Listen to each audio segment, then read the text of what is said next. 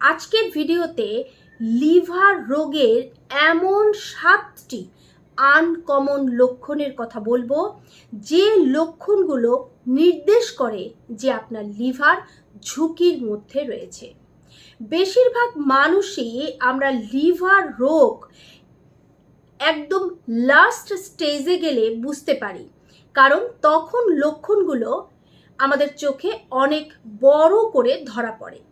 কিন্তু লিভার রোগের শুরু থেকেই বেশ কিছু লক্ষণ শরীরে দেখা দেয়, যা আমরা অন্যান্য শারীরিক লক্ষণের সঙ্গে গুলিয়ে ফেলার কারণে, মিশিয়ে ফেলার কারণে ঠিক এটা যে লিভার নষ্ট হওয়ারই লক্ষণ, লিভার যে ঝুঁকির মধ্যে রয়েছে তারই যে লক্ষণ, এটা ঠিক আলাদা করে বুঝতে পারি না। আর প্রাকৃতিকভাবেই লিভার এমন একটি অঙ্গ যা অনেকটা নিজে নিজেই রিভার্স করতে পারে, অর্থাৎ এর ছোটোখাটো গোলযোগগুলো নিজেই মিটিয়ে নিতে পারে।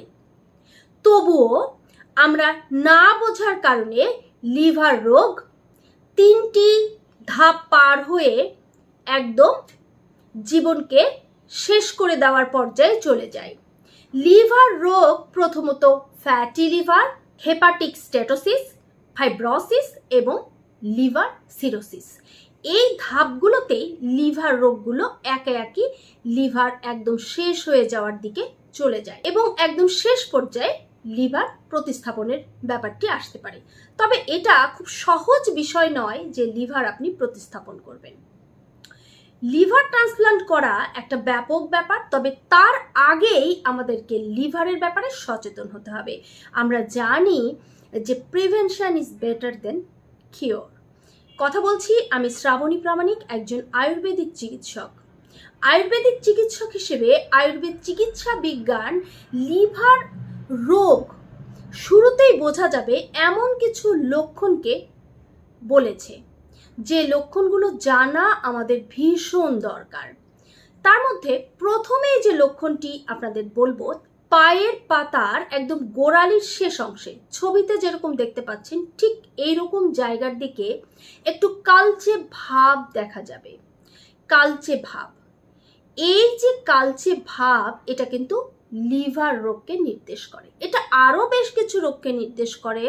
লিপিড প্রোফাইল যদি বেড়ে যায় তাহলেও হতে পারে, অর্থাৎ যখনই পায়ে পর্যাপ্ত পরিমাণে রক্ত সঞ্চালন হচ্ছে না তখন এমন লক্ষণ দেখা দেয়, আর সেটা ঠিক লিভার রোগের ক্ষেত্রেও হয়ে থাকে। এই লক্ষণটি দেখলে আপনি ধরেই নেবেন না যে আপনার লিপিড প্রোফাইল ইমব্যালেন্স হয়েছে। আপনি চেক করে দেখলেন যে লিপিড প্রোফাইল ঠিক আছে, আপনি নিশ্চিন্ত হয়ে গেলেন, হবেন না। তখন দেখতে হবে যে আপনার লিভার ঠিক আছে কিনা। আর এই যে পায়ের পাতার একদম শেষের দিকে লালচে বা বিন্দু বিন্দু কালচে দাগ, এটা কিন্তু লিভার রোগের 3rd স্টেজ অর্থাৎ লিভার ফাইব্রোসিসকে নির্দেশ করে। এর পরের যে লক্ষণটি সেটা হচ্ছে, ছবিতে দেখুন, পা ফাটা বা গোড়ালি ফাটা। এটা শীতকালীন ফাটা নয়, অর্থাৎ শীতকালে যে অতিরিক্ত ড্রাইনেস থেকে বা বিভিন্ন ধরনের অযত্ন থেকে যে পা ফাটে, এটা কিন্তু তার সঙ্গে মেশানো যাবে না। এই ধরনের পা ফাটা দিনের পর দিন একই রকম ভাবে থাকে, যত্ন নিলেও পা ফাটা ভালো হয় না। এটাও কিন্তু লিভার রোগকে নির্দেশ করে। কারণ কি, লিভার আমাদের শরীরে পিত্ত তৈরি করে বা বাইল উৎপাদন করে। এই বাইলের কাজটা হলো, আমরা যে ধরনের ফ্যাটগুলো খাই, ফ্যাটি অ্যাসিড, এটা হচ্ছে পিত্ত, এগুলোকে হজমে সহায়তা করে, ভাঙে। কিন্তু আমরা যখন লিভার রোগে আক্রান্ত হই তখন এই বাইল বা পিত্ত উৎপাদনে বাধাগ্রস্ত হয়। বাধা পড়ার কারণে যে ফ্যাটগুলো আমরা খাচ্ছি এটা ঠিক আমাদের শরীরে শোষণ হচ্ছে না। না হওয়ার কারণে অতিরিক্ত ফ্যাট আমাদের পায়ের নিচের দিকে এক ধরনের ড্রাইনেস তৈরি করে, যেটা সবসময় একই রকমভাবে পা ফাটার মতো করে থেকে যায়। এছাড়া পায়ের নিচে চুলকানি, পায়ের মধ্যে সবসময় একটা পোকার কামড়ের মতো কুটকুট করা, পায়ের গোড়ালি থেকে হাঁটু পর্যন্ত বা আরো ওপরে সারা শরীর জুড়ে পিঁপড়ার হেঁটে চলার মতো একটা অনুভূতি হওয়া, যেটা কিনা রোদে গেলে চরবর করে বেড়ে যায়। এছাড়া পায়ের তলায় খুব বেশি জ্বালা পোড়া হওয়া, পায়ে অতিরিক্ত দুর্গন্ধ হওয়া, এগুলোও কিন্তু লিভার রোগকে নির্দেশ করে। তার কারণ যে রক্ত লিভারে যাচ্ছে সেটা ঠিকমতো ফিল্টার হচ্ছে না। এই ফিল্টার হচ্ছে না বলেই শরীরে এই ধরনের ইনফ্লামেশন দেখা দিচ্ছে। পায়ের লক্ষণ যেগুলো বললাম, এটা হচ্ছে প্রথম লক্ষণ হিসেবে ধরবেন, উপসর্গ 1। 2 নম্বর হচ্ছে প্রস্রাব এবং মলের রং পরিবর্তন হয়ে যাওয়া। সাধারণভাবে আমরা জানি যে জন্ডিস হলে পরে প্রস্রাবের রং অতিরিক্ত হলুদ হয়ে যায়। কারণ কি, লিভারে যে বিলিরুবিন তৈরি হয় সেই বিলিরুবিনের মাত্রা অত্যাধিক বেড়ে যায়, যেটা কিনা প্রস্রাবের মধ্যে দিয়ে বের হয়ে যাওয়ার কথা সেটা ততটা বের হতে পারে না যতটা লিভার উৎপাদন করে। এই বিলিরুবিনের কারণে প্রস্রাবের রং চেঞ্জ হয়। কিন্তু এটা যদি সবসময় থাকে এবং আপনি যদি জন্ডিস আক্রান্ত না হন, তাহলে বুঝতে হবে যে আপনার লিভার আক্রান্ত। তবে হ্যাঁ, প্রস্রাব 1-2 বার হলুদ হয়েছে, আপনি স্বাভাবিকের থেকে একটু বেশি মাত্রায় হলুদ হয়েছে, আপনি পর্যাপ্ত পরিমাণে পানি পান করুন। যদি দেখেন যে পানি খাওয়ার পরে বা জলীয় বিভিন্ন ফল, শসা, তরমুজ, বাঙি, ফ্রুটি ইত্যাদি খাওয়ার পরেও আপনার প্রস্রাবের রং একই রকম হলুদ হয়েছে, তখন শঙ্কিত হবেন। কিন্তু দেখেন যে এইসব জলীয় খাবার খাওয়ার পরে আপনার প্রস্রাবের রং আবার ঠিক সাদাটে হয়ে গেছে, তখন কিন্তু আপনি ভাববেন যেটা ডিহাইড্রেশনের জন্যই হয়েছিল, এটা লিভারের কোনো সমস্যা নয়। আর পায়খানার রঙের ক্ষেত্রে যেটা হচ্ছে যে লিভার কি করে, বাইল উৎপাদন করে। এই বাইল উৎপাদন যখন ক্ষতিগ্রস্ত হয়, লিভার তখন আক্রান্ত বুঝতে হবে। আর এই সময় পায়খানার যে একটা স্বাভাবিক রং, মলের যে একটা স্বাভাবিক হলদেটে রং, এটা ফ্যাকাশে হয়ে যায় এই বাইলটা কম হয়ে যাওয়ার কারণে। আরেকটা ধরন হলো পায়খানার রং অতিরিক্ত কালচে হয়ে যাওয়া, কালো পিচের মতো।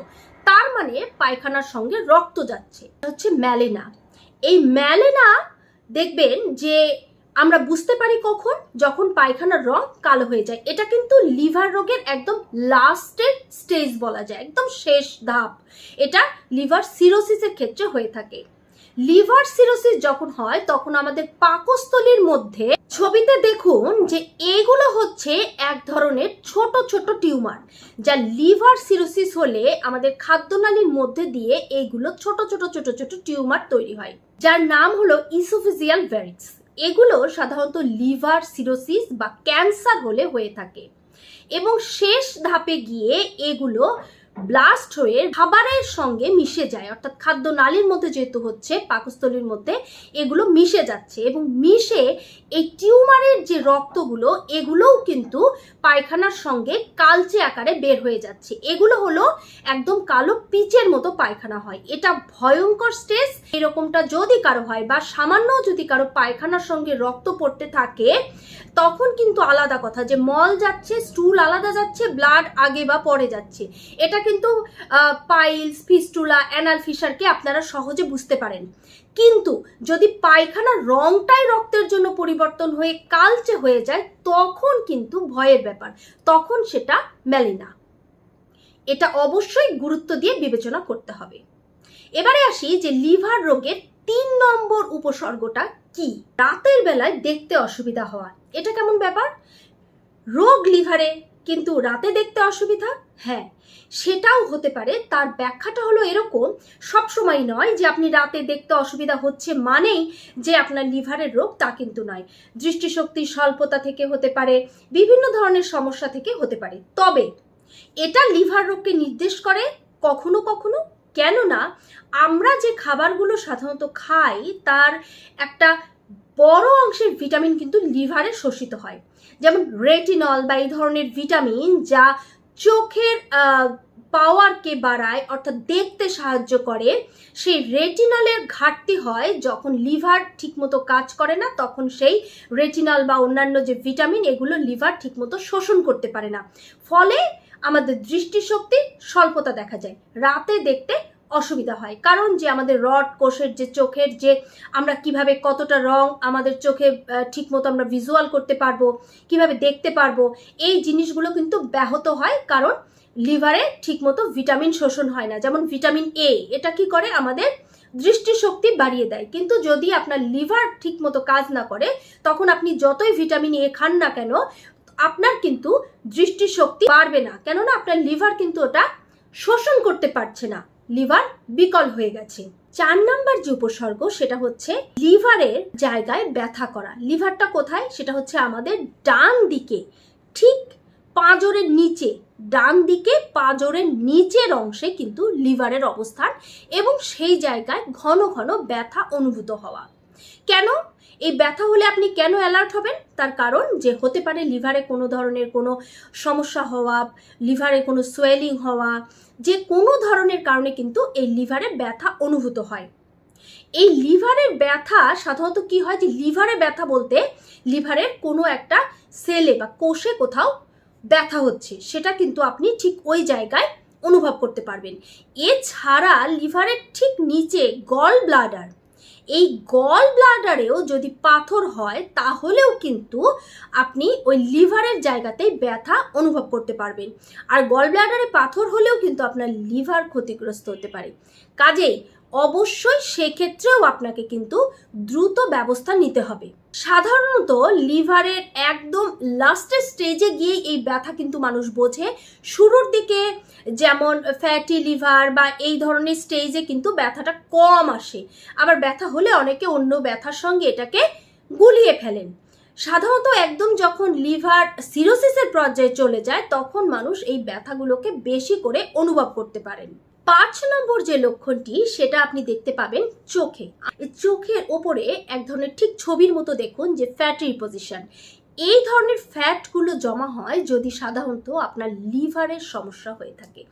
লিভারে যখন ঠিক মতো বাইল তৈরি হচ্ছে না, পিত্ত যখন ঠিক মতো লিভার তৈরি করতে পারছে না, তখন এই ধরনের সমস্যাগুলো তৈরি হয়। কারণ আমাদের লিভারে যে পিত্ত তৈরি হয়, পিত্তথলিতে জমা থাকছে, এবং আমরা যে খাবারগুলো খাচ্ছি সেটা ডিউওডেনামের সেকেন্ড পার্টে গিয়ে ওই পিত্তথলিতে থাকা যে পিত্ত রস, সেগুলো এসে কি করছে, খাবারের অংশগুলোকে ভাঙছে, এবং যে আমাদের ফ্যাট সেটা বডি শোষণ করছে, এবং এইভাবে কিন্তু একটা চেইনে চলতে থাকে। কিন্তু যখন এই বাইলটা কিন্তু যখন কম উৎপাদন হচ্ছে, তখন কি হচ্ছে, এই ফ্যাটটা কিন্তু আর বডিতে কিন্তু শোষণ হচ্ছে না। অতিরিক্ত ফ্যাট তখন শরীরে বিভিন্ন জায়গায় জমা হচ্ছে, এবং এটা কিন্তু লিপিড প্রোফাইলকে অনেকটা বাড়িয়ে দেয়। অর্থাৎ আপনার শরীরে কোলেস্টেরলের মাত্রা কিন্তু এতে করে বেড়ে যায়। কারণ ওই যে বাইল কিন্তু কম তৈরি হচ্ছে, অর্থাৎ আমাদের ফ্যাট কি হচ্ছে, জমা থাকছে, রক্তের বিভিন্ন জায়গায় জমা থাকছে, এবং আমাদের চামড়ার নিচে নডুল আকারে এই বিভিন্ন জায়গায় এই ফ্যাটগুলো কিন্তু থেকে যাচ্ছে, জমা থেকে যাচ্ছে। এগুলোই এখানে এইভাবে থেকে যায়। চোখের ওপরে অনেকেরই দেখবেন যে এরকম আছে। যদি আপনার এরকম হয় তাহলে আপনি অতি শীঘ্র একজন চিকিৎসকের শরণাপন্ন হবেন। লিভার রোগের 6 নম্বর যে উপসর্গটি, এটা কিন্তু মারাত্মক উপসর্গ। সেটা হচ্ছে পেট এবং পা অস্বাভাবিক ফুলে যাওয়া। যখন পেট অস্বাভাবিক ফুলে যায়, এটাকে বলে অ্যাসাইটিস। এটা হচ্ছে পেটের খোলের ভেতরে পানি বা জল জমা হয়ে যায়।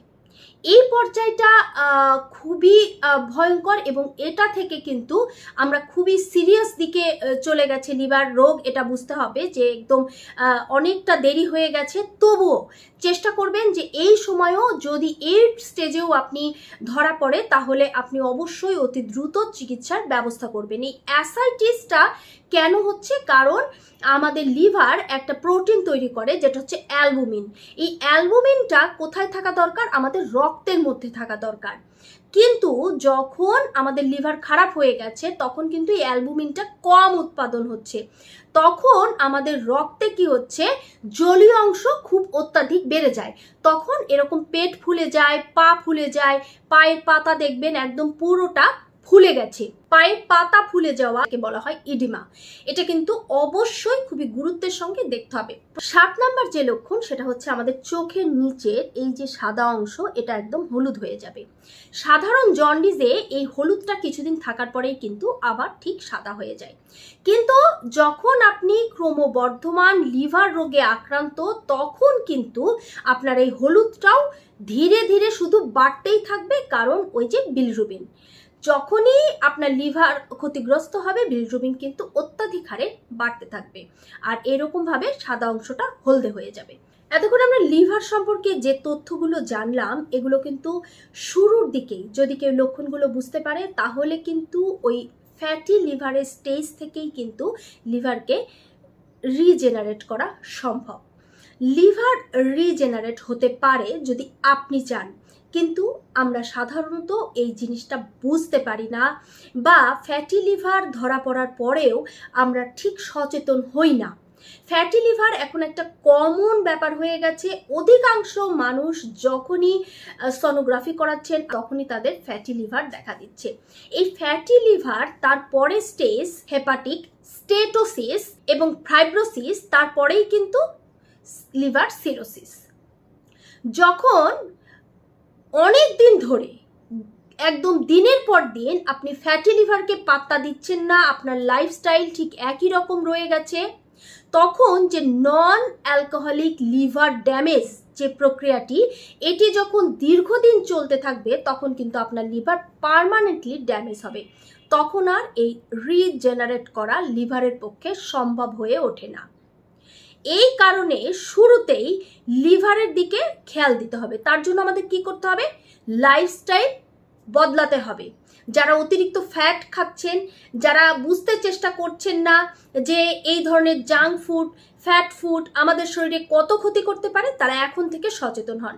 একজন বাচ্চা ঘরে আছে, বাচ্চা বলেই সে যত ইচ্ছা তত ফ্যাট খাবে, জাঙ্ক ফুড খাবে, ফাস্ট ফুড খাবে, এমনটা হওয়া উচিত না।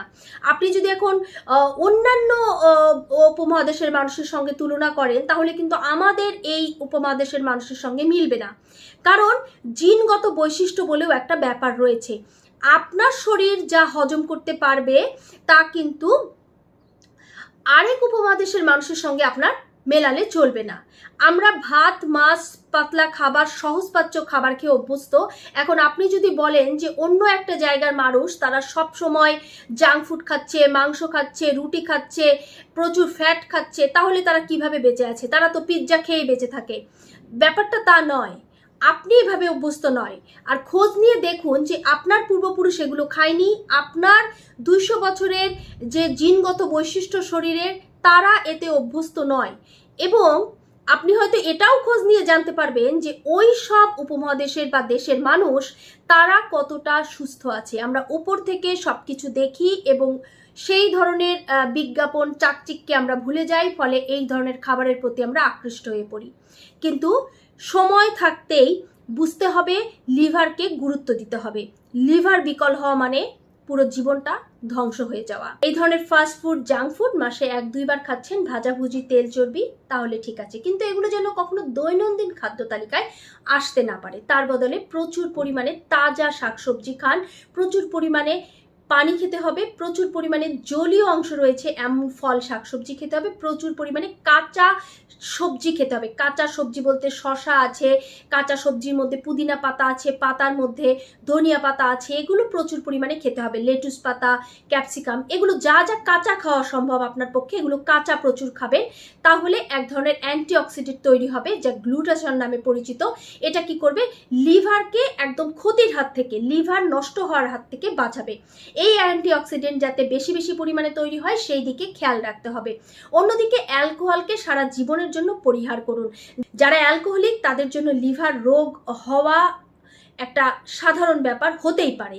কাজেই আপনি যদি চিন্তা করেন যে আপনার লিভারকে আপনি জেনে বুঝে নষ্ট হতে দেবেন, তাহলে কিন্তু আর কারো কিচ্ছু করার থাকবে না। আবার অনেকের ধারণা আছে যে অ্যালকোহল নিলেই শুধুমাত্র লিভার নষ্ট হয়, এটাও একটা ভুল ধারণা। কারণ এই ধরনের লাইফস্টাইল, রাতের বেলায় অধিক রাতে খাওয়া, এটা ঘুমের ঠিক আগ মুহূর্তে খাওয়া, অন্তত 3 ঘন্টা আগে খাবেন, এবং তলপেটে লোয়ার অ্যাবডোমেনে কখনো মেদ জমতে দেবেন না। এই ধরনের নিয়মগুলো যদি মেনে চলতে পারেন তাহলে আপনার লিভার আশা করি ভালো থাকবে।